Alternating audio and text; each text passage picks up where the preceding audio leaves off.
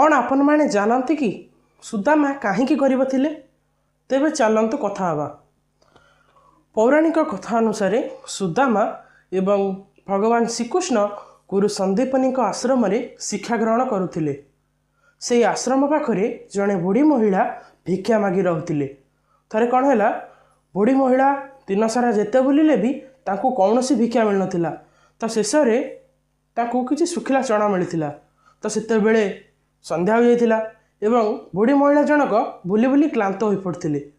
सी कौन कले, गोटे पुटुली रे से चना को रखी ताकू मुंड पाखरे रखी शोई पड़ते। एवं सेतिक समय रे गोटे चोर से बाट दे जाउथिला।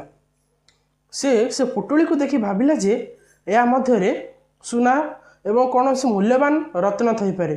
तेणु से चोरी कर नहीं गला एवं आश्रम पाख आलुअरे जाई देखिला जे ता भितर कौन से सुना नुह बर किसी सुखिला चना ही थिला। तो से कौन कला, तो सेठी फोपाड़ी दे चली जाइथिला। जितेबाला सकाळे बुढ़ी महिला जनक उठिले तो देखिले तांको चना तांको पाखरे नथिला। से सेतेबेले बहुत क्रोधरे थिले एवं से रागरे अभिशाप देले एवं कहिले जे मोर से चना को नहीं खाइब मो परी दरिद्र हो जाऊ। एवं सकाळ हैला जितेबाला गुरुमाता आश्रम सफा करथिबा समय रे से पुटुलीटी को पाइथिले एवं ता मध्यरे चना थिबार देखि भगवान श्रीकृष्ण एवं सुदामा को देले एवं कहिले जे जेतेबेले तुमे याकू वन को गोरु चरेबा समय रे जीव याकू खाइदेव।